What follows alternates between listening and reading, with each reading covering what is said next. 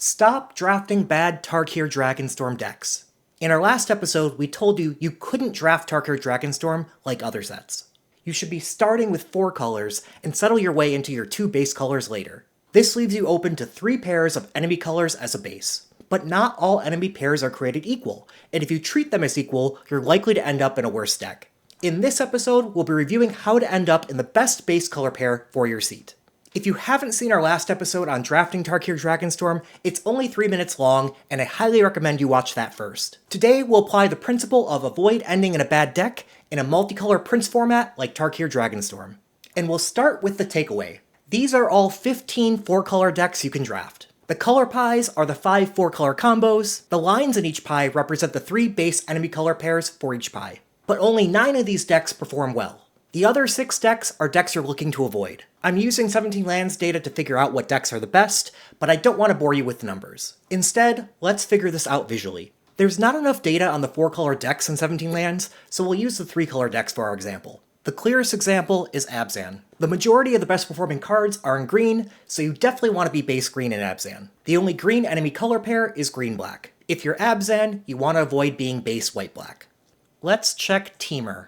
There's a lot more high-performing blue and green cards than red cards. You want to be base blue-green in Temur.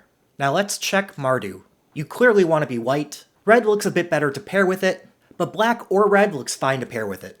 Let's check Sultai. Blue-green looks preferable over black-green. Let's check Jeskai.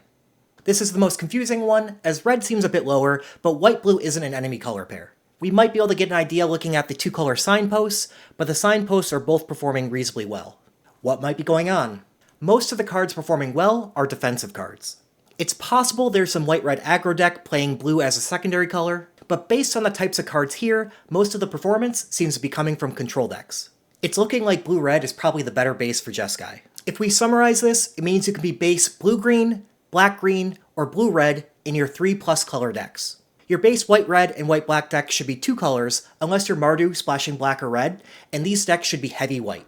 Keep in mind that as soon as you see a signal that base white is open, you should consider pivoting from your 4-color deck into that. White aggro can go under these 4-color decks if they don't pick up enough cheap removal and life gain. I don't start white aggro though, because it's an archetype that leaves you least open. It's the only deck that depends on white to function. You can't have either of the 2 players to your right drafting base white, or you'll end up in a subpar aggro deck that can't compete with the 4-color decks. We've grown our subscriber count nearly 10% in the last 2 days, and we really want to grow to 1,000 subscribers before opening up our community to some of the benefits you've been asking for. So please, if you haven't subscribed, hit that like button down below, and we'll see you in the next one.